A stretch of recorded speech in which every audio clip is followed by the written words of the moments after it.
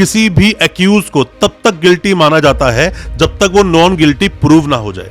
क्योंकि नॉर्मली सिद्धांत क्या बोलता है, कोई भी एक्यूज है वो नॉन गिल्टी है जब तक गिल्टी प्रूव ना हो जाए। आपका डिफेंस जो है वो बहुत ज्यादा मेन रोल प्ले करता है। क्या डिफेंस लेकर आप अपने केस को आगे लेकर चल रहे हो। लोग अक्सर मुद्दे से भटक जाते हैं, वो केस क्या लड़ रहे हैं। दोस्तों, आज की अपनी इस वीडियो में हम बात करेंगे कि जब भी पॉक्सो में किसी भी व्यक्ति को सजा हो जाती है, हालांकि सजा मैक्सिमम लोगों को हो ही जाती है, क्योंकि पॉक्सो का जो सिद्धांत है, पॉक्सो एक्ट का जो सिद्धांत है वो नॉर्मल कानून के सिद्धांत से थोड़ा उलट है। क्योंकि यहाँ पर किसी भी एक्यूज को तब तक गिल्टी माना जाता है जब तक वो नॉन गिल्टी प्रूव ना हो जाए। क्योंकि नॉर्मली सिद्धांत क्या बोलता है, कोई भी एक्यूज है वो नॉन गिल्टी है जब तक गिल्टी प्रूव ना हो जाए। इसको आपको समझना होगा, इसीलिए मैक्सिमम लोगों को सजा हो जाती है। 3 महत्वपूर्ण कारण हैं जिनकी वजह से लोगों को सजा होती है। अगर आप इन 3 कारणों को ढंग से समझ जाएं, कोई भी जो वकील साहब है, नए वकील साहब हैं, लॉ के कोई भी स्टूडेंट्स हैं, या आप पर कोई केस हुआ है, कोई मुकदमा हुआ है, या आपने मुकदमा किसी पर किया है, तो ये 3 कारण आपको भी जानने चाहिए। मेन रूप से सभी केसों में 3 कारण ही देखे जाते हैं। आज अपनी इस वीडियो में आपको बताऊंगा कौन से वो 3 कारण हैं जिसकी वजह से लोगों को पॉक्सो का केस लड़ते लड़ते लास्ट में सजा हो जाती है। और सजा सेक्शन 6 बोलता है मिनिमम 20 साल की सजा, उम्र कैद तक की लोगों को सजा हो जाती है। दोस्तों, तो ज्यादा कुछ जानने के लिए इन 3 कारणों के बारे में दोस्तों बने रहिए हमारे इस वीडियो के साथ। नमस्कार दोस्तों, फिर एक बार स्वागत करता हूं आप सभी का अपने इस यूट्यूब चैनल पर जिसका नाम है क्रिमिनल प्रैक्टिस और मेरा नाम है वीरेंद्र। दोस्तों, पॉक्सो एक्ट में देखा जाए या पॉक्सो का जो केस चलते हैं पॉक्सो के, उनमें अगर देखा जाए तो कन्विक्शन रेट बहुत ज्यादा हाई है। मतलब कि 5 लोग अगर केस लड़ रहे हैं तो 5 में से 2 या 3 को सजा हो जाती है।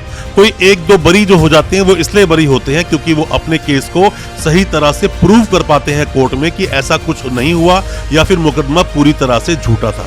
ऐसी हमने कई सारी वीडियोस बनाई है जिसमें आपको बताया है कैसे आप बचोगे, कब आपको सजा हो जाएगी, बेल आप कैसे लेंगे, क्या बोलता है पॉक्सो एक्ट, इन सब पर हम वीडियोस पहले बता चुके हैं। दोस्तों, सबसे पहला कारण आपको बताना चाहूंगा, पॉक्सो के केस में अगर आप उस मुद्दे से भटके तो आपको सजा हो जाएगी। मतलब कि आपका डिफेंस जो है वो बहुत ज्यादा मेन रोल प्ले करता है। क्या डिफेंस लेकर आप अपने केस को आगे लेकर चल रहे हो। लोग अक्सर मुद्दे से भटक जाते हैं, वो केस क्या लड़ रहे हैं। वो केस ये लड़ रहे हैं कि पॉक्सो में किसी बच्चे ने, किसी विक्टिम ने एक कंप्लेंट दी है कि इन अंकल ने, इन भैया ने या फिर इस व्यक्ति ने, इस इंसान ने मेरे साथ दुष्कर्म करने की कोशिश की या दुष्कर्म मेरे साथ किया। सेक्शन 4 या सेक्शन 6 लग गया।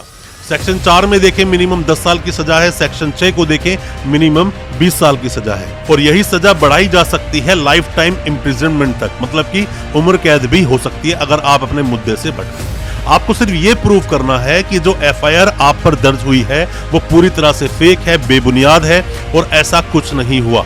मतलब कि उस दिन या तो आप वहां अवेलेबल थे ही नहीं, या फिर आप कहीं और थे, या फिर रंजिश के चलते आपके अगेंस्ट केस दर्ज कर दिया गया। आप दोनों परिवारों में लड़ाई झगड़ा था, या फिर कोई भी धमकी आपको दी गई थी, वो भी आप प्रूव करें कोर्ट के अंदर। आपको सिर्फ मुद्दे पर रहना है कि ये जो मामला है पूरी तरह से झूठा है, या वहां की बातें आपको नहीं करनी है। अगर आप यहाँ वहां की बातें करते हैं सजा आपको हो जाएगी। यही बहुत बड़ा एक कारण बनता है। बाकी सारी बात कर ली जाती है पर मेन जो मुद्दा है उस पर बात नहीं की जाती। मैंने पहले भी अपनी वीडियोस में आपको बताया है कई बार, जितने ज्यादा हो सके अपनी बेगुनाही के सबूत कोर्ट में दें, जितने ज्यादा हो सके गवाह को पेश करें, जितने ज्यादा हो सके पेपर अगर कोई डॉक्यूमेंट है तो वो भी दें, या उस दिन आप वहां अवेलेबल नहीं थे, किसी दूसरे आप स्टेट में थे उसका प्रूफ दें, या फिर अपने घर पर थे उसका प्रूफ दें। प्रूफ आपको देने होंगे, प्रूफ आप नहीं दोगे तो आपको सजा हो जाएगी। क्योंकि पॉक्सो एक्ट का जो सेक्शन 29 है, जो प्रिजम्पशन बोलता है कि आपको गिल्टी ही माना जाएगा जब तक आप नॉन गिल्टी प्रूव नहीं हो जाते। पर जो नॉर्मल सिद्धांत है अपने देश के कानून का वो है an accused is innocent until proven guilty. मतलब कोई भी जो दोषी है वो जब तक कोई भी नॉन गिल्टी है, निर्दोष है, जब तक उसे गिल्टी प्रूव ना कर दिया जाए। बट पॉक्सो में ऐसा दोस्तों होता नहीं है। तो बहुत अच्छे से अपना डिफेंस लें, बहुत सारे अपने एविडेंसेस दें, बहुत सारे अपने गवाह दें, तभी आप इससे बच पाओगे, वरना आपको सजा हो जाएगी। दोस्तों, आप में से कोई भी नए वकील साहब है, कोई भी लॉ की प्रैक्टिस करते हैं, कोई भी अभी कानूनी जानकारी लेना चाहते हैं, या फिर आपके ऊपर कोई केस हुआ है या आपने किसी पर कोई केस किया है, वीडियो बहुत महत्वपूर्ण है। आपका वीडियो को अच्छे से समझें, देखें और सुने कि क्या कुछ चलता है पॉक्सो के केस में। हमने पहले भी ऐसी कई सारी वीडियोस बनाई हैं। अब दोस्तों हम बात कर लेते हैं सेकंड पॉइंट पे। सेकंड मुद्दा क्या है जिसकी वजह से सजा होने का कारण बनता है। दोस्तों, विक्टिम की जो गवाही होती है, बच्चे की जो गवाही होती है, या फिर आईओ का जब क्रॉस होता है, आईओ की गवाही होती है, ये बहुत ज्यादा महत्वपूर्ण रोल प्ले करता है पॉक्सो के केस में। पॉक्सो का केस आपके अगेंस्ट अगर चल रहा है तो आप देखिए विक्टिम ने गवाही क्या दी है।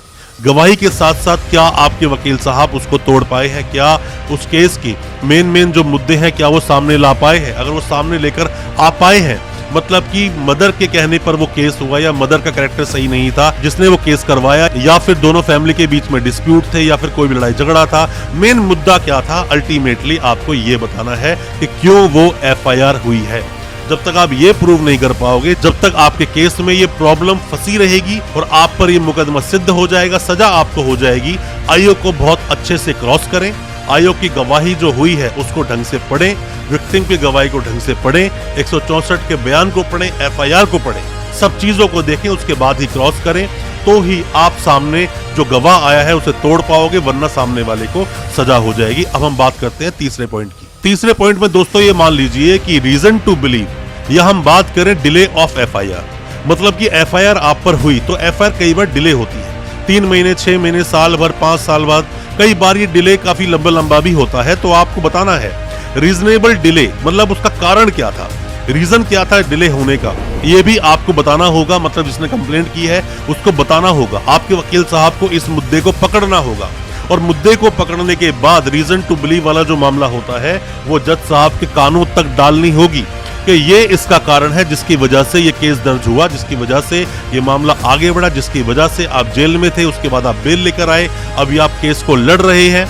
इन सब बातों को अगर ढंग से आपने प्रेजेंट कोर्ट में दोस्तों नहीं किया तो ये कारण बनेंगी आपकी सजा होने का। जैसा मैंने आपको बताया, पॉक्सो में कन्विक्शन रेट बहुत ज्यादा हाई है, बहुत सारे लोगों को सजा हो जाती है।